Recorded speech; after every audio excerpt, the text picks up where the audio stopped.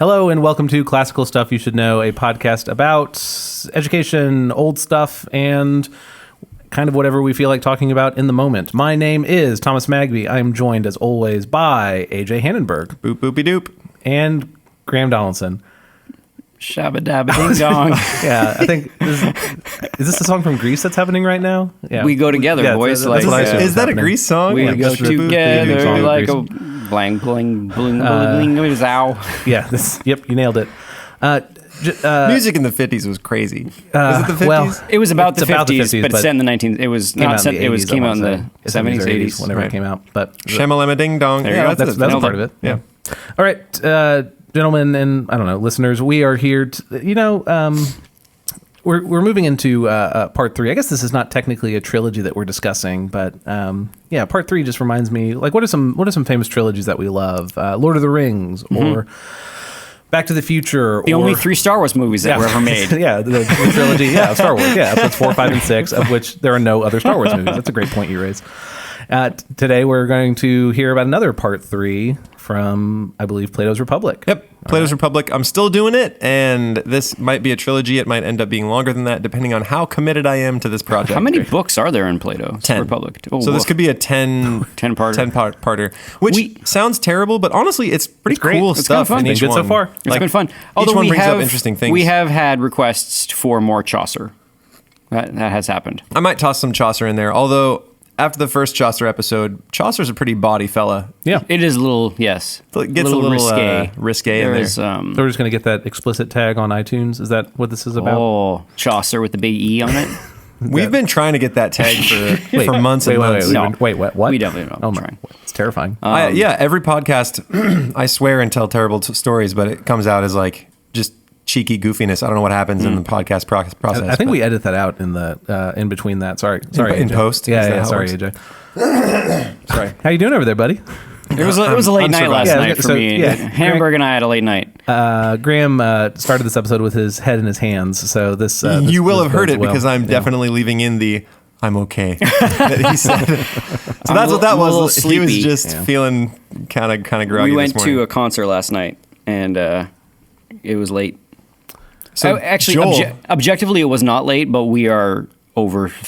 What time? 30. Wait, what time did y'all get back? So I think I put head on pillow at like 20 after midnight, quarter after midnight, which is not late. It's not bad at all. Like 21-year-old Graham is embarrassed. Yeah.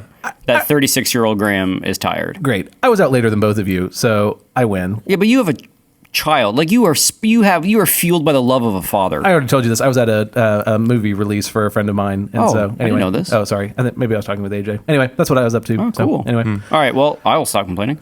Was it? You can if you want to. But Wait, was it red carpet? Did you wear a designer? Who were you wearing? Who was I was wearing? I can't even think of a designer to name. Can someone?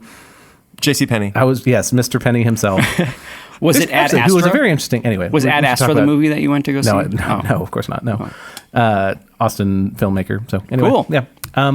Sorry, Plato. Yeah. Okay, Plato. Give us a recap there, Berg. I was just going to ask you boys to do that for me. Oh. Do you remember what happened in book 1 and book 2? What is justice? What is justice? Right. And we got cranky answers. There was a young kid who was a punk. That was book 1. Thrasymachus? No, not Thrasymachus. No, I thought it was Thrasymachus, right? One of the punks was like, justice is the way of the strong. Right. Yeah, that. And Socrates replies somewhat saltily towards Thrasymachus, and Thrasymachus is like, you annoy me, and then left. And then book 2, he got flustered. The actual interlocutors who are eager to know what justice is say, Glaucon no, wait. And his brother. Glaucon and his brother. Wait, no, Socrates, what actually is justice? Right. Here's our idea, and here's where we think it came from. And Socrates was like, that's really great. Good job. Well, they're like, let's play devil's advocate. Yeah. Here's an argument against justice. Mm-hmm. We want to hear you defend it well, because what you did with Thrasymachus was kind of... But they flesh out Thrasymachus' minor argument, league. isn't that? Yeah. And give it a little, and then they're asking, like, this is why I like the dialogues, because Thrasymachus is not asking with a desire to know, and Socrates gives him responses within the spirit of which it was asked. Right. Sort of a mocking way that isn't really getting to the issue. But Glaucon and Glaucus, or whatever his brother's name is. His brother Glaucus, Adamantus. We who talked always about this. trailed behind. Adamantium. He's Wolverine is the brother. They come with the spirit of like actually wanting to know. So that changes things for Socrates, and he sort of now decides to put a like real effort into it. Well, they engage instead of getting frustrated. Yes. And is this where we get the ring of Gyges? Yeah. So we get that story in book 2, right? Right. There are a lot of reasons why justice is lame, and one is that it comes as a compromise between two evils. A compromise because everyone would rather be in charge and do whatever they want to and practice justice on everyone else, but it's hard to be that guy, and it's more likely that you are going to have injustice practiced upon you. So everyone sort of shakes hands and says, well, we'll just agree to justice being the law of the land because that's nice. And he says anyone who practices justice would rather do otherwise because if he was given the power to do so, a ring that made him invisible, anyone would immediately go to vice. And if he didn't, everyone would publicly say, oh, what a noble man. He has all that power and he doesn't do anything with it. While privately, they're like, that guy's an idiot. He should be robbing from banks and doing whatever he wants to. Gotcha. Bummer. Right, so there's a few reasons why justice is lame. And Socrates' answer to this is, do you remember? Why justice is okay? This is where we build out the town? Is that thing? Yeah. He doesn't really answer it. He says, well, let's see if we can see it in the macro, and then we can see it in the individual. Yeah, if we look at it where it would appear larger, and if we look at justice in a state, we can see what it perhaps means justice inside the person, in the individual. So he spends the rest of book 2 sort of filling out the state. And then we started playing SimCity. Yeah, you pretty much... Yes, exactly. Yes. Wonderful. Yeah, you pretty much start playing SimCity. You're like, I need a baker, and I need a candlestick maker, and it all went to shoemaker. crap when we got luxuries. Yes. Yeah, everything went sour when we got luxuries, and at the very end, we start talking about education and how stories about gods doing bad things isn't right. We didn't spend as much time there. We'll spend more time in education this podcast. Cool. So he continues on, and we're still sort of talking about the education of our guardians. Do you remember who our guardians were? The guardians. The kids that love to beat up other kids. Yeah, soldiers or whatever. Yeah, they're going to be our soldiers, right? There's going to be 3 classes of people. Those rulers with the propensity towards violence. Bummer. The rulers, the guardians, and the populace, right? The husband people. The hoi polloi. Husbandmen. Yeah. Farmers. You're farmer types. That's probably us, boys. We're farmers? Well, speak for yourself. Why am I not a ruler? Okay, you can be ruler. Okay. Then but we're farmers. We're farmers. I'm okay with that. None of us are guardians. Not a chance. I would actually maybe prefer to be a shoemaker. I feel like that'd be a pretty good one. Welcome to the hoi polloi. Yeah, seriously. It's the beginning of we need to learn designers, guys. But who makes really nice shoes? Alan Edmonds, right? I don't know. Sounds good. awesome. Great. But I'll be like one of the first, right? Ancient Sure. Greece, I'd start designing really fancy shoes or sandals or whatever they had. There's a Finnish shoemaker that makes shoes my wife really likes. I really like them. Her name's Tara Polka. Just this like one person who makes shoes? Mm-hmm. Okay. Well, I'm imagining her as the small woman on The Incredibles. Is that accurate? Yeah. No. I will make you a shoe and you will like it. A little bit. Yeah, but she's Finnish, so. Okay. Anyway. It's close enough, right? No. So we start with the beginning, and they're talking about how best to educate our soldiers, right? How do we mold their attitudes? So the first thing Socrates says is, look, we can't make hell be scary. Right now, hell is really scary. And if all of our soldiers think hell is scary, they are less likely to be totally chill with dying.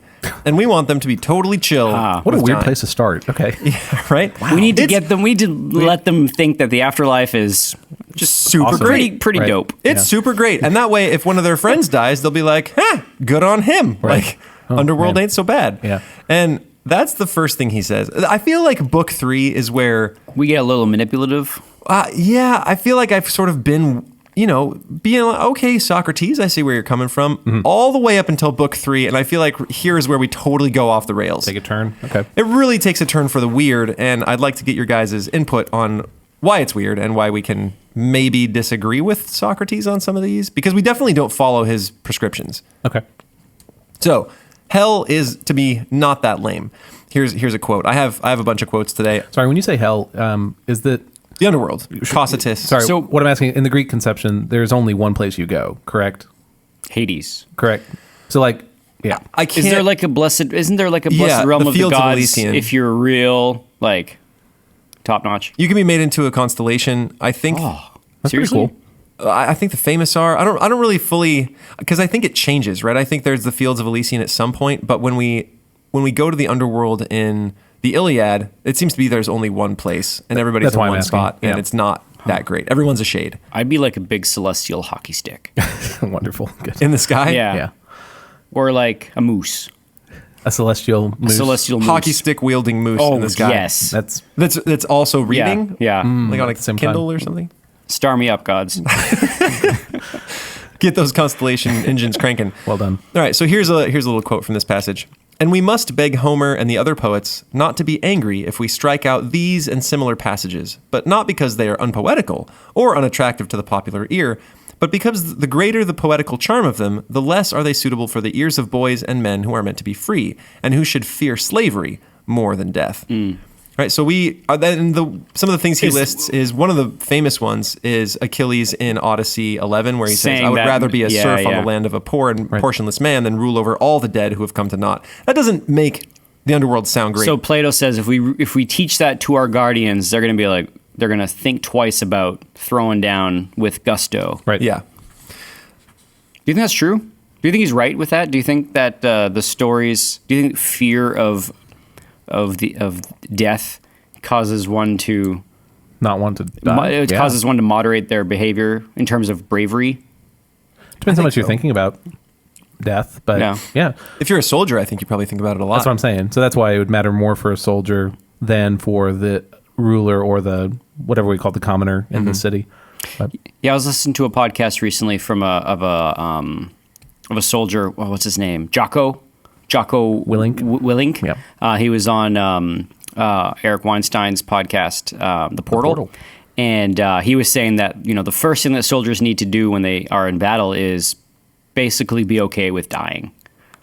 Because once you're sort of okay with dying, then your actions are going to sort of flow out of that. But if you hold death too much as a thing to be feared and try to avoid it, You're gonna run. Then you're going to run, or you're gonna sort of Avoid the front. sandbag decisions and all these kinds of things. Right. So maybe Plato's onto something. Yeah, I don't know. And then the next thing he says is any example of in poetry of the gods or even of famous men kind of whinging and moaning and lamenting, those need to go too. Can't have anybody complaining, because if we have examples of people complaining, our soldiers will complain on any occasion because their heroes and their gods everyone seems to be okay with those complaining and lamenting, so can't have them as an example. And there's even a couple where Achilles is like, "I would kill you, Apollo, if I could," and or I think it was, Apollo and Zeus sort of moaning their favorites dying and that sort of thing. And here's the quote. Let's see. For if, my sweet Adamantius, our youth seriously listen to such unworthy representations of the gods, instead of laughing at them as they ought, hardly will any of them deem that he himself, being a man, can be dishonored by similar actions. Neither will he rebuke any inclination which may arise in his mind to say and do the like. And instead of having any shame or self-control, he will be always whining and lamenting on slight occasions. So get rid of examples of complaining. What do you guys think? it makes sense. I have Graham's same question of how much any of this matters. Will people naturally want to complain? But I think there's something to. So even if people naturally want to complain, they'll need to figure out what to do with that desire. And so if the stories tell them not to, maybe they'll regulate that more. I think it makes sense. I don't know how influential that change would be. Yeah. I think even if our heroes don't lament and the gods don't lament, You still want to. people still like to complain. Yeah, right. I don't know if we're going to eradicate that just by not having the example of it. Yeah, I think Plato puts too much stock that the stories we tell to kids, it's like a little too tabula rasa argument, right? Like we got to really make sure that we put these proper things in front of them to like propagandize behavior. I feel like, I like that I feel like any complaining is a natural thing that the youth do. for sure. That they don't need that, even if you have that, they're not going to be like, oh man, Achilles complained. That sounds like something I should do. I do want. I wonder about that. So we say it's a foregone conclusion, but is that just because complaining is so commonplace now that it just self-perpetuates itself? Like, are these? If all of us started our own monastery, well, if all of us got married, started a monastery, and that isn't working. Anyway, we start our own communities, and they're totally separate from other communities. could we raise children who don't complain? Maybe that's the way to phrase it. I think it would have to be from common rebuke. I think you would have to consistently say, if a kid complains, say, we don't do that here, and then never give any example of complaint from his betters. Right.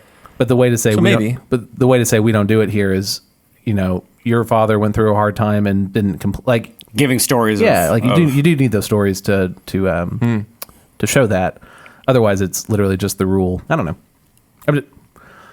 I'm agreeing with you all that it just seems so endemic to like modern day to complain about stuff, but I just don't know if that's actually natural or if it's just common. What we do. Right. Yeah. These two prescriptions I'm kind of fine with. They sort of make sense. Yep. The next one, you guys might have but an in issue the with. end, having guardians who think complaining is dishonorable is probably a good thing to have. Yeah, sure. Totally. Yeah. Here's the next recommendation. Neither ought our guardians to be given to laughter, for a fit of laughter which has been indulged to excess almost always produces a violent reaction. Great. No laughter. Wonderful. Wait, we shouldn't have them laugh because if they laugh too much, they'll have a violent reaction. Huh. Don't we want violence from them? I don't even know what he means by a violent reaction. Does he mean an upset stomach? There it is. Could be. I'm not quite sure. Yeah. But sure. Do you want your soldiers to be super... So, Graham, you listened to the Portal interview with Jocko. Yeah. Does Jocko strike you as a very fun-loving guy? Yes. No, he is not not necessarily, Yeah, no. and I don't think he laughed a single moment in a 2-hour interview. Correct. So, and there's something... I don't know all of his exploits, but he was successful in whatever military endeavor he had. Oh, so.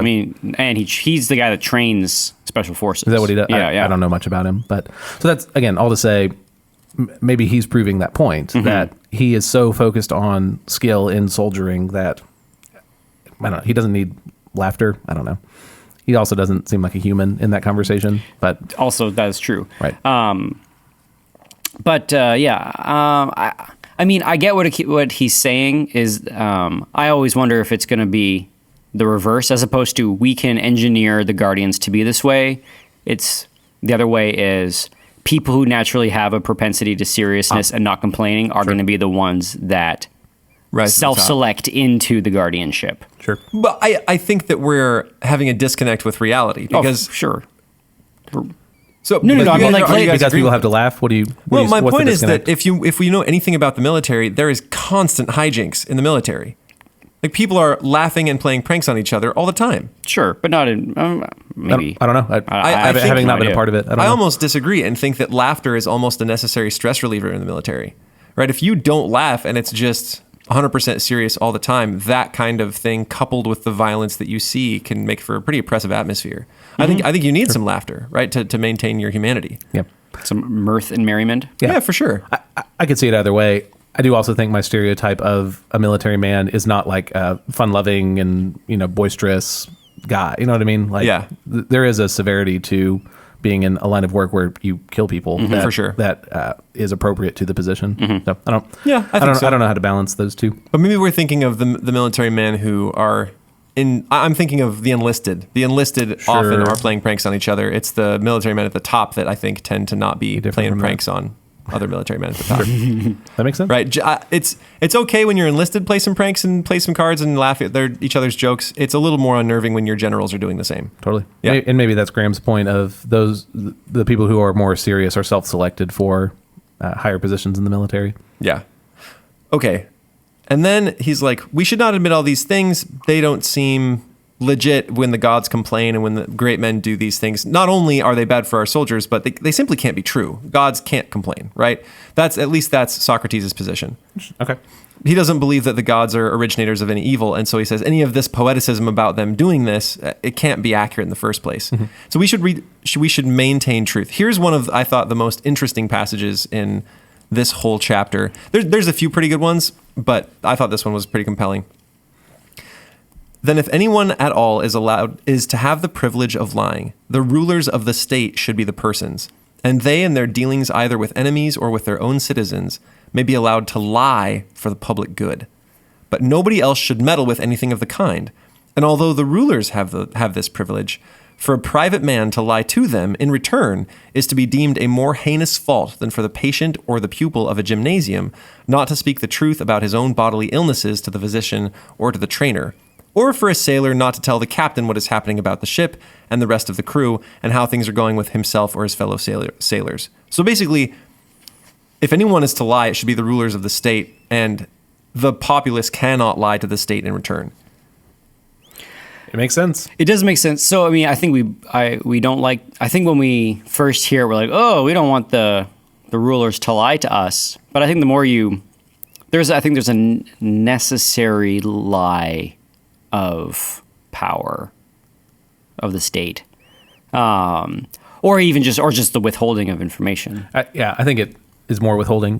When you say did you say there's a necessary lie, or are you referencing something specific, or are you saying there's just a necessity? No, I'm thinking more in the terms of like Athens. Athens was based on an idea, and one of the ideas that Athens is based on is that the Athenian way is the best way and the better way than any other way. And the populace believes it, but probably when you are seeing how the sausage is made in politics, when you're at the top and you're actually seeing that the people who are coming into power, or, you're just sort of, you realize like that this isn't, that maybe these people aren't. It's like Mr. Smith Goes to Washington, right? Like you've got this idea of this, this beautiful mechanism, and then when you actually go and see how the mechanism works, you realize that it's pretty tenuous and pretty volatile and pretty fragile. Right. But maybe it's not a lie, but it's more like a willful suspension of how fragile the thing actually is. Because if the populace stopped believing in the democratic way in Athens, then the whole city would fall down. Apart, right. But so regardless of your personal beliefs, this is, I guess, Plato's point. There's a greater good to consider. So even if you are questioning the value of democracy in this situation, you'd still say.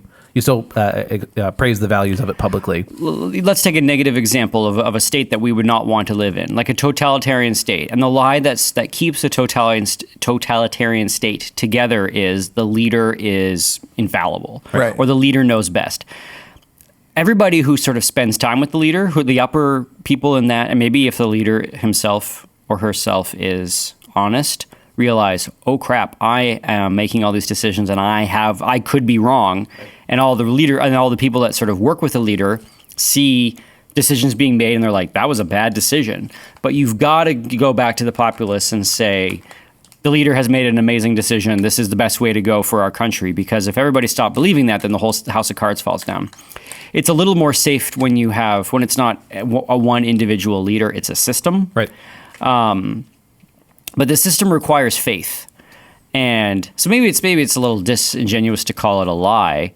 But still, so faith is, you're then believing in something that's not actually there. Mm-hmm. So to praise the city of Athens and say the city of Athens is the greatest city in the world, you're a leader there. Well, you might still see values in Sparta, but you can't acknowledge those. Yes. Is that, or you have to sort of like, see them as worse than what you do, even if it's obviously a better way of doing something. Sure.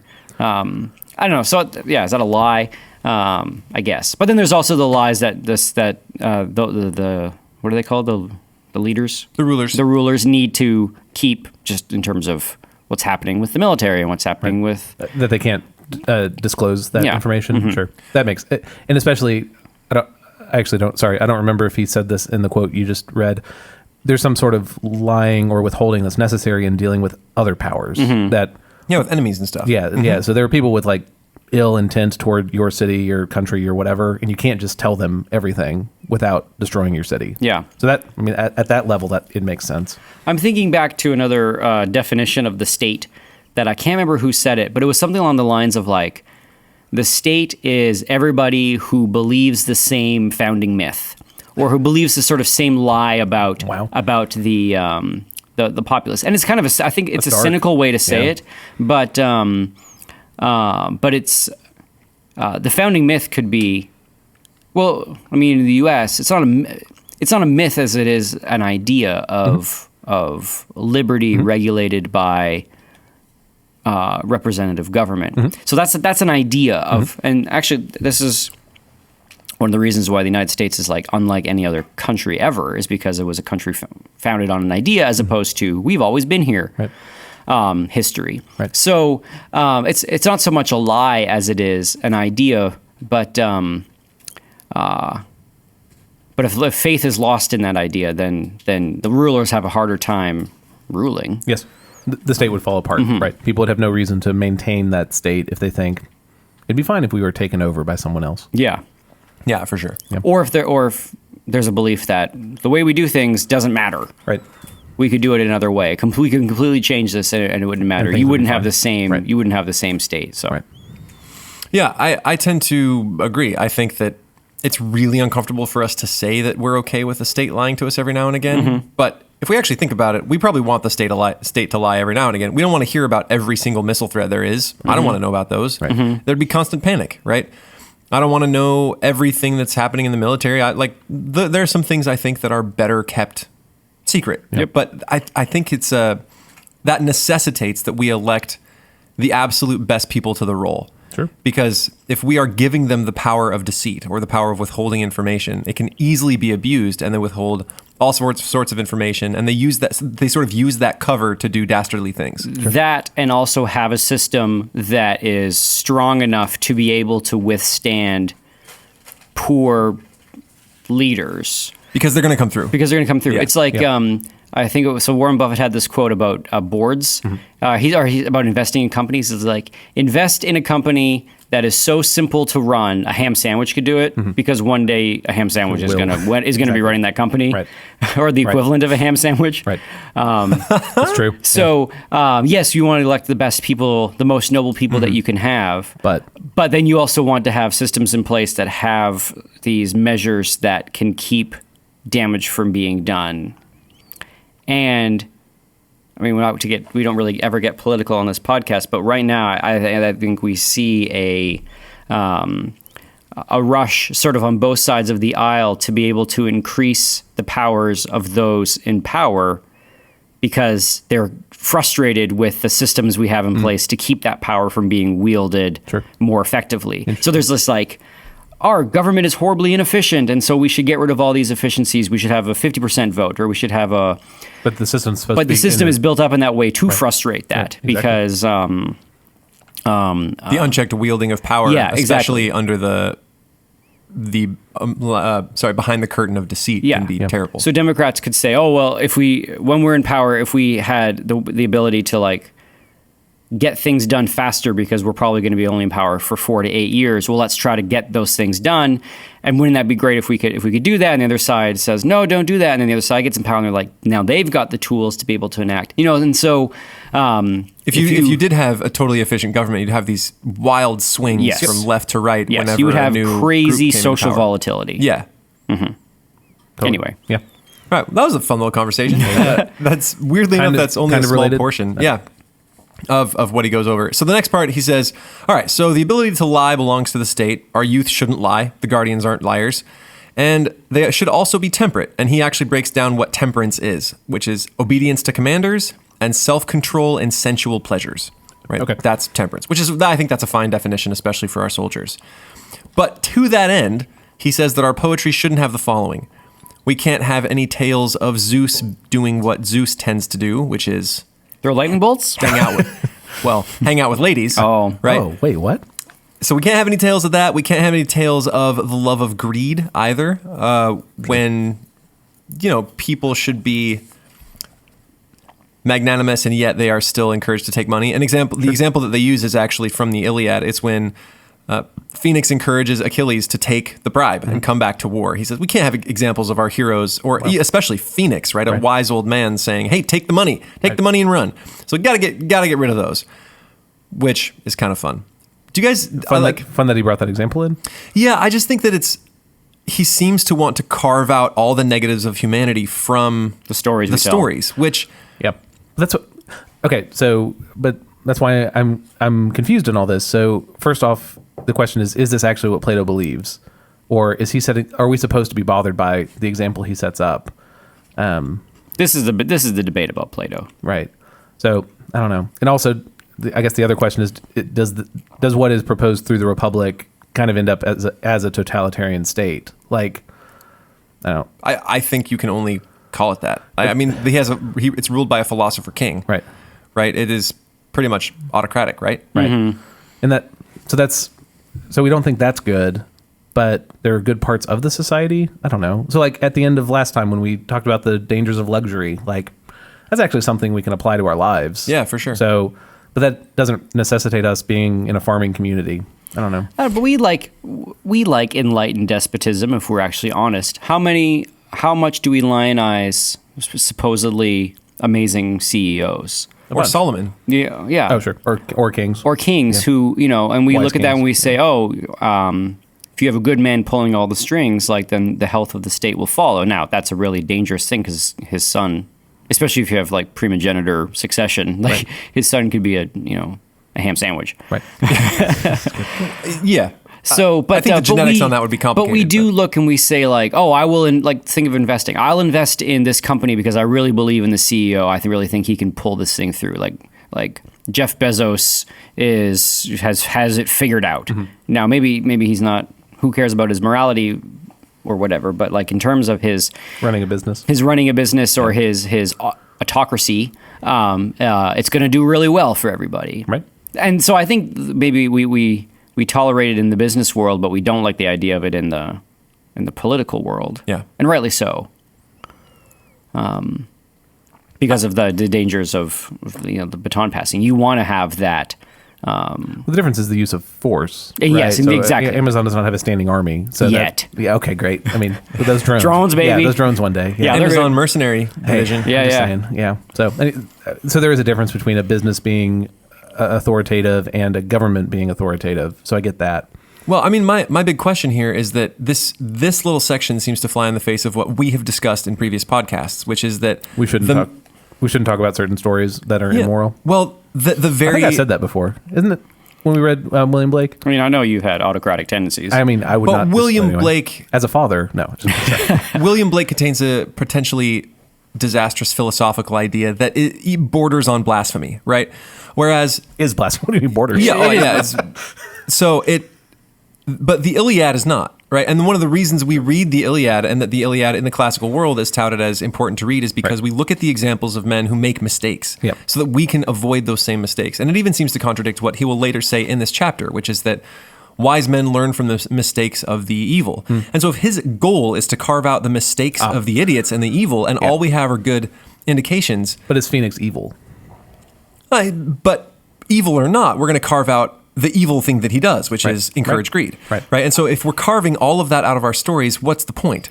Right? Don't we say that one of the reasons we read the Iliad is to have students kind of put themselves in complex moral situations and then climb their way out and think about, okay, maybe he made a mistake, what can I do different? Well, if we carve the mistakes out, we're just giving examples of goodness, but we haven't given our kids any chance to look at the evil and see its results. Yeah, right? Does that make sense? It I does, think yeah. it creates a fragility actually in the soul of the guardian because take a germ analogy, like you've kept them inoculated or you've kept them isolated from any kind of disease their whole life, and when they actually get an exposure to a story or something, or they see a commander they respect take a bribe, they don't have a way to deal with it, or they're going to be too black and white in their dealings, and I think that's not ultimately not going to be helpful in sort of their what their role for the state is. I don't know. I mean,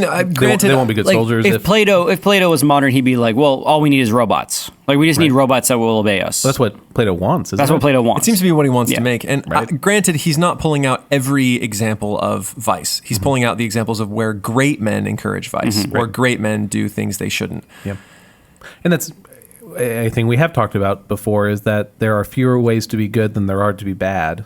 And so to teach someone you should tell the truth, there's only really one truth. There's one thing that happened.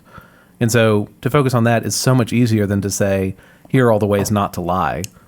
It seems much so. Yeah. And maybe some of this is based on age of the guardian that's being raised, but at some level, early on, they should only be taught this is what's good.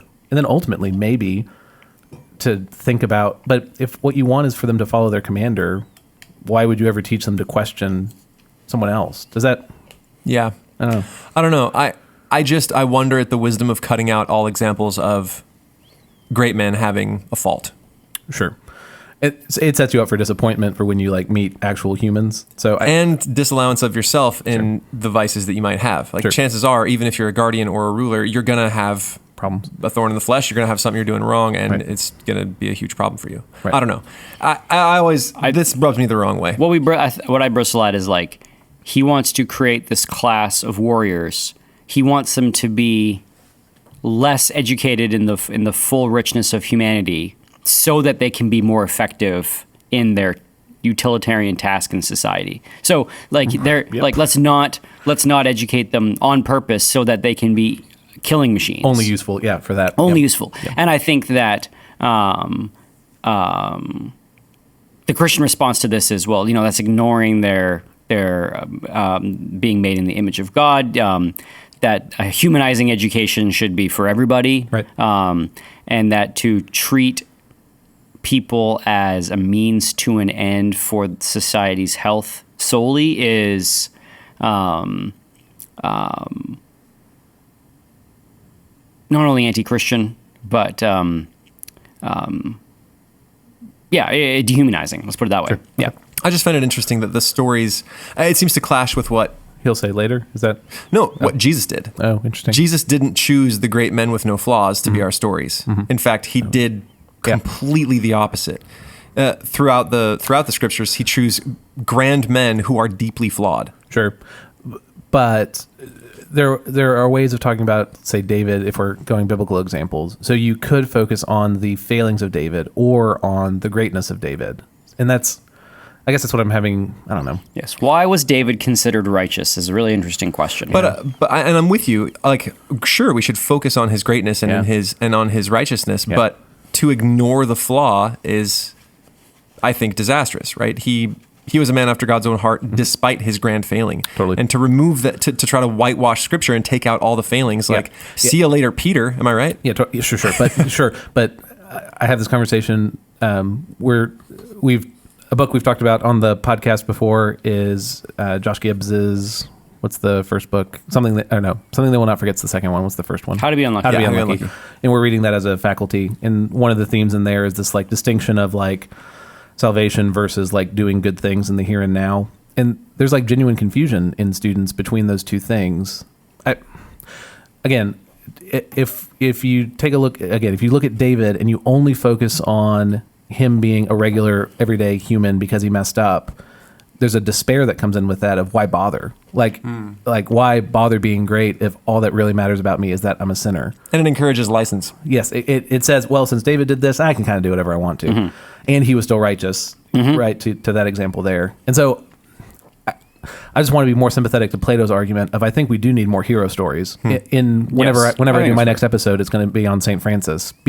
Not because St. Francis was perfect, but because there are examples from the life of St. Francis that I want to incorporate into my life. And I just don't want to take away from him by saying also he, because St. Francis lived, there was a group of like heretics that came after him that co-opted his ideas. Does that distinction make sense? It does. Yeah. And if you're playing classical stuff bingo at home, that was a reference to Josh Gibbs, just in case, Thank you. Good. Every episode, can we try and get one? Just to be fair, I named him, so it's not even just a reference. I did, in fact, name him. So yeah, it's true. Good, even better. Bingo. There's got to be like a 7-for-1 punch card or something. Yeah. Yeah. So anyway, turn in your prize. Whatever. If you want to design the classical stuff bingo game, email us at classicalstuff@veritasacademy.net. Yep. And thanks to those folks who've been sending us memes. I've been enjoying them. Yeah, thank you so much. Those are great. Absolutely. Send more memes. Okay. I'm not giving up music. I remember book 3. What's that? I'm not giving up music. You don't have to give up music. I thought that's part of book 3. We can't train our kids music. He talks about music, but a very specific type of music. Oh, that's right. We'll get there. Okay, so first he talks about poetic style, what kind of poeticism we should allow in our state. He says there's 2 kinds. Just for the guardians or for everybody? I think he's still speaking of the education of the rulers and guardians, but I think this applies to everyone, right? But he's focusing in on our guardians, right? So there are 2 types of poetic style. There's simple narration and imitation. Do you guys have any idea what those mean? Give me the two again. Imitation and what? Simple narration and imitation. I have no idea. Narration is just telling a story. Telling so what I'm assuming Homer would fall into narration. Okay. Some of And Homer. then imitation would be using the words to describe an object. I don't know. No, way off. Nice try. Yeah. Yeah. Come back next week, Graham. Yeah, So bingo what it on that actually one, is too. simple narration Put is that on the when, bingo Yeah, card. Graham gets a being way question off. wrong. when the author is plainly being himself and just telling you what happened and not pretending to be anyone else. And imitation is when he is speaking as though he were someone else. So that would be any form of dialogue. Oh, okay. Oh, interesting. So Okay. those are the two types, dialogue and simple narration. And he says, because in our state, we want people to do one thing and do it well, then if we want our guardians to do a good job, they can't be imitating. Right? They're not supposed to. So if they're going to write, they're not going to write in this imitating style. And if you're going to be a writer, you should probably stick to imitating one type of person, because if you try to imitate a whole bunch of people, that probably doesn't speak well of you. And I'm starting to gloss over a few things here, and we can maybe return to what you guys find interesting. But he says there's essentially three styles you can end up in. There's straight narration. There's the kind where you imitate just the good. And then there's the kind where you imitate everybody, right? So I have narration, and it can be mixed with imitation of everybody else. So there's also, like, they call it mixed style, maybe. And an example of just imitation would be, say, Shakespeare, Okay. right? A tragedy where it's just characters speaking. Okay. Because it's all dialogue. Because it's all dialogue, Yeah. right? And he kind of says we're going to toss out everybody that imitates a bad character. Like anything so that any brings story- in yeah, the any story with a dialogue bad from a character. bad character is to be ditched. Man, it's getting a little top down in here. Maybe. I feel like I'm more and more sympathetic to this argument the more we go. Like, imagine that Ruh-roh. only virtuous stories were. Again, we work at a high school. Imagine we only shared virtuous stories. They only read virtuous stories. They only praised virtuous people. Would that be a worse place? Like, I don't know. So I guess there's a big difference between the things you choose and censorship. Like, we have a curriculum. Call it we curating. can What are you talking choose. about? Yeah, we can Sure. curate our Sure. curriculum. Yeah. But then would you make it part of the Veritas honor code, or the thing that they sign as students that they are not can allowed to never- watch Netflix? Imagine that if we they- did. Imagine if we did. Imagine if, yeah. Would that be a better or worse place? Imagine that there were no social media, or like imagine that all those negative things, all those algorithmic things that are bringing in who knows what, like, were gone. Is that a better or worse life? gone because the students built up the ability to resist it, or gone because those in power stopped it from happening? Sure, we'd prefer the first, but why not start with the second? Like, it's if you, I forget what it is, but it's I think it's if you don't taste a food by the age of 25, you're not the likelihood of you ever liking that food is essentially zero. Salmon roe. Congratulations. Okay, but like I'm just saying, like imagine that if you like 25 is old, but imagine like if you could like keep your kids from eating junk fast food, and then they would like just not have a taste for it because they don't get hooked early. But the thing is, junk fast food is like engineered to bypass our basic desires for like salt, Facebook fat, and Instagram sugar. and Twitter. Exactly. Yeah. So that even when they're 30 and they eat it, they're like, "Oh my goodness, my body wants this," right? Sure. This is the same thing from before of complaining that, yes, complaining may be natural, but the stories we share might tell us what to do with that desire for complaint. Okay. Is it worth at least fighting? Have we seeded too much to just say off the bat, man, nothing? It's going to happen anyway, so Yeah. we might as well let them not do it worry at about it. 12. Yeah, exactly. Yeah. I think there's something to that. Okay, thanks. I always think about the danger of, like, we see students who are overly sheltered and prevented these things. But I feel like we don't see as many overly sheltered students as we see overly licentious Comfortable with the students. world. Yes. Right. Sure. Sure, Exactly. but what happens with those overly sheltered students is they hit college and they go totally nuts, right? Because all of a sudden they are, Or they live Or devout they don't. lives Yeah. before God. Like, Yeah. or they don't. Sure, but what I'm saying is it's not a guarantee by Oh, either way. withholding stories to Yeah. prevent these things. And Far more, what I tend to hear is that the student comes back and they're like, you didn't tell me or prepare me for any of this, right? And now I have to deal with it on my own. Maybe that's not totally fair, but I just don't know if we see the withhold these stories thing pan out as we would hope it pans out. Well, let's take, for example, we've talked about Dorian Gray. So Dorian Gray, this is the other thing, is the story in the hands of a teacher, or the story Sure. in the... Sure, to have like a guide who's bringing you through that story. So Hannenberg teaching Dorian Gray can be taught in a way that brings out the, don't live your life this way story method, talking about why the life of ceding your soul to every whim of pleasure that you have is not an enjoyable one. And so in many ways, like, students, I think, benefit from truth telling about sin. Yeah. So I think when people talk about sheltered, there's different ways to do it. One is to never let them know about the bad thing because of fear that the bad thing is going to win. But the other thing is like to know about the bad thing, but be not told to know about it's- the bad thing by studying it, but to know about the bad thing by not pretending like it doesn't exist. And By handing them a sword. Yes. Rather than fight the thing off yourself, you hand the student a sword.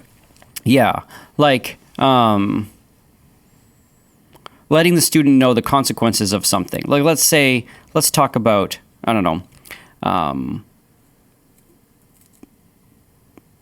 video games or wasting one's time. So if you just sort of, you could do everything in your power to keep a video game from ever entering into your house, but never talking to your child about it.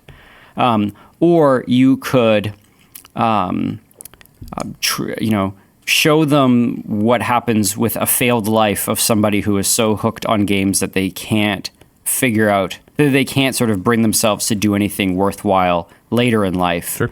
And kind of like show them the horror of consequence. I think, does that make sense? It does. Sure. And so I feel like we're not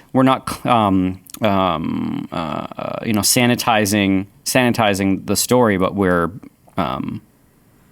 But it's still a moral story you're telling. It's not. That's the thing. Yeah, I guess that's the thing. It's not the. So we're presenting this as extremes, and probably none of this is extremes. The other extreme is to say, child, do whatever you want to. Yes, and for sure. I'll moralize at you about what you should and shouldn't do, but ultimately it's your decision. It's like, well, actually, they would eat. Y'all were telling me the story of the guy and the boy in He Britain. ate Pringles and White bread and White bread, Pringles, and like meat, like and ham. and ultimately He went blind. went blind. Yeah. And that's, I think, how perfect of a metaphor is that for what it is to give people who are unready to make decision-making power. Yeah. Yeah. So there's a danger on both sides.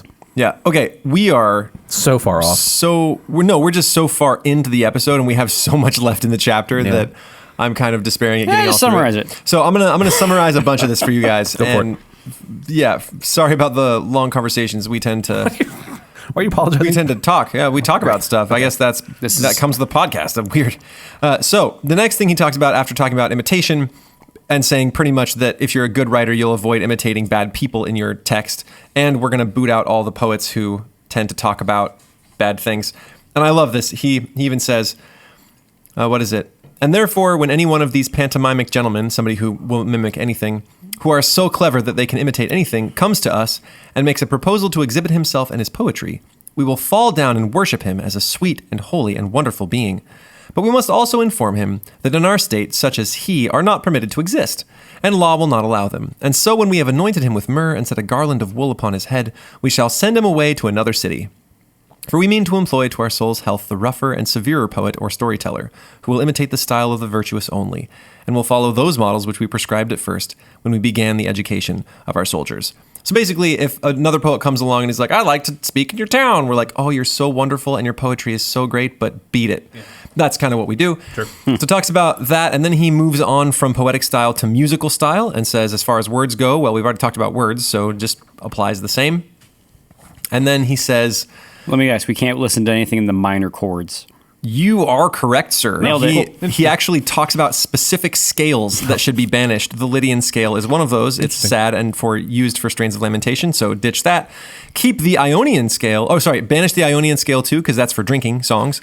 The Dorian and Phrygian, A-okay. That's your scale, baby. That's your scale. He also talks about how oddly tuned stringed instruments, also not okay. So Hendrix and your guitar, get out of here. Okay. And My guitar gently weeps.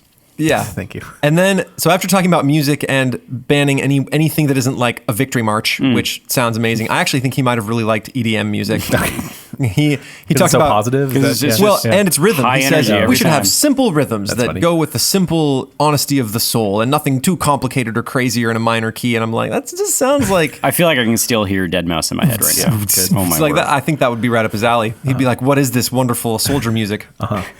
The next is Jim, and he says, "So for a good soul will end to cultivation of a good body, but cultivating a good body does not necessarily lead to having a good soul."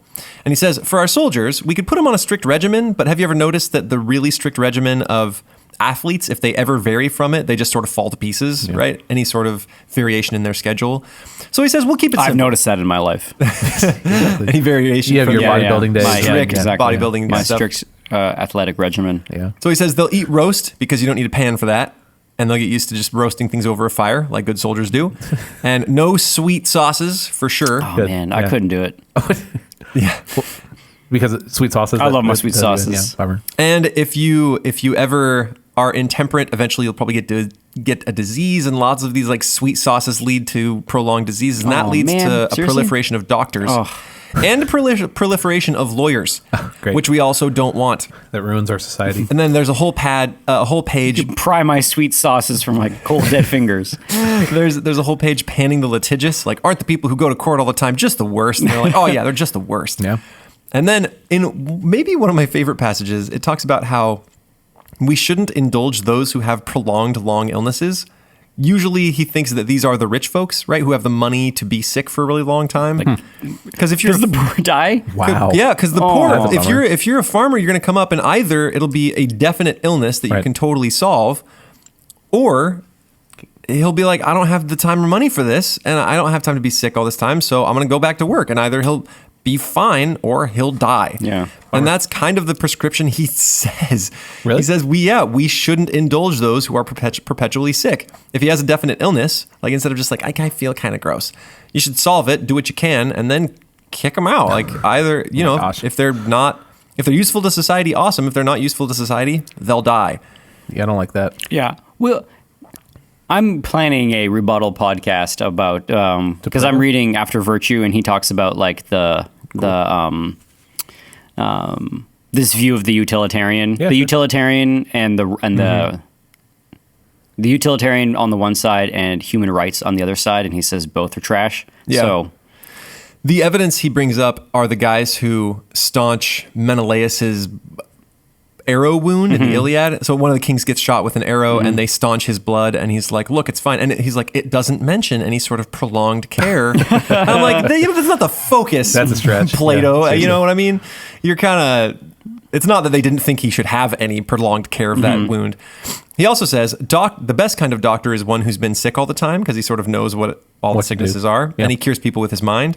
But judges shouldn't be stupid. Doctors can be sick. Judges shouldn't be stupid. That's good. And the wise can have knowledge of vice, but the vicious can't really be wise, right? If you're wise, you learn from other people's mistakes, and you sort of get a knowledge of both. Right. But if you're vicious, you don't really know what it haven't means learned. to be wise. Right.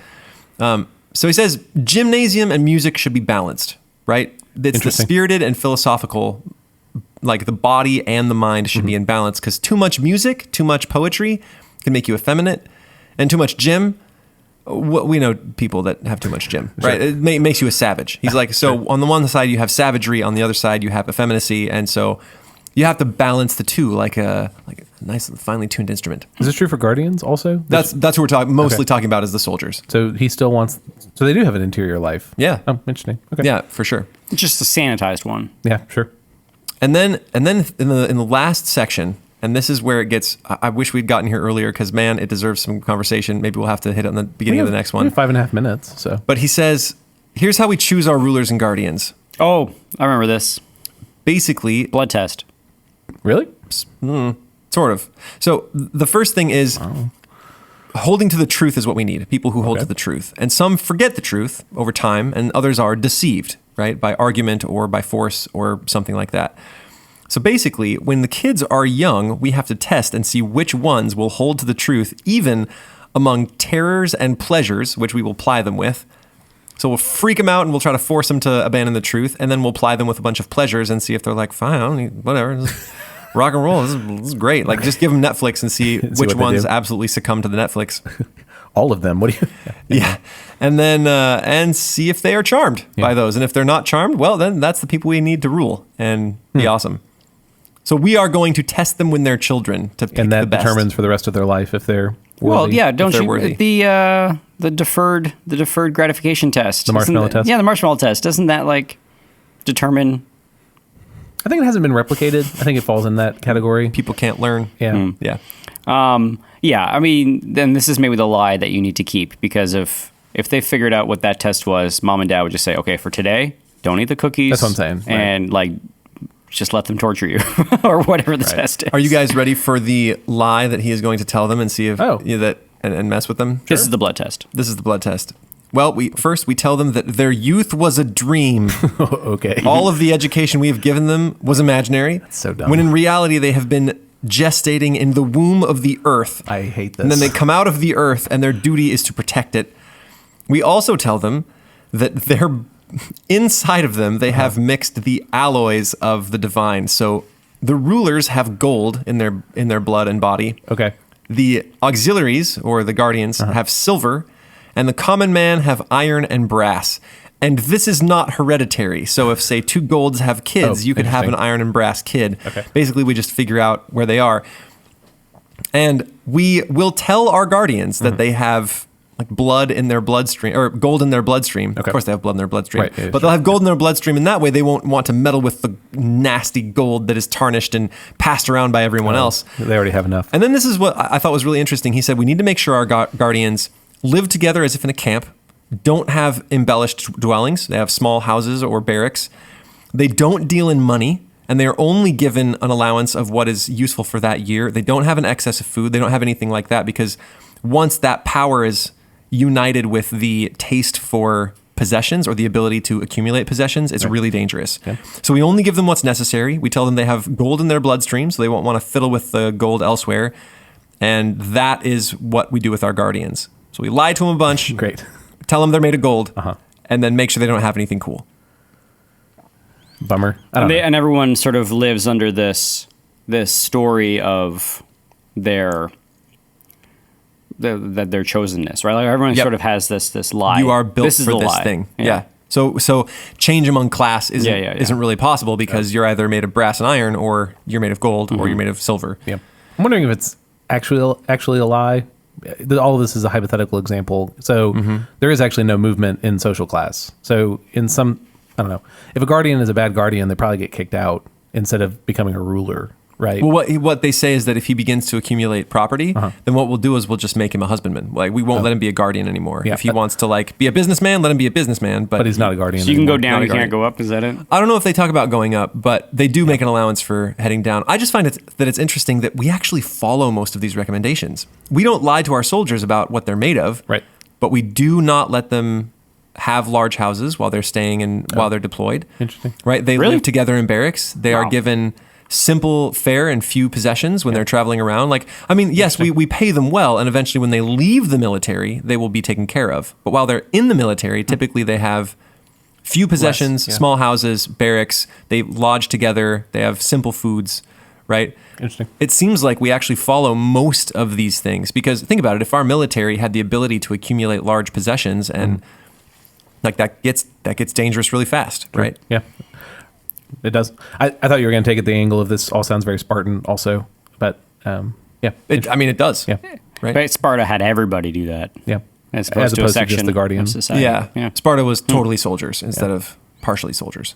Yeah, interesting. Huh.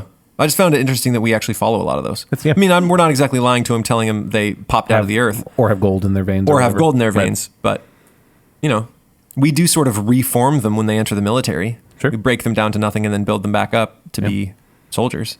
Yeah.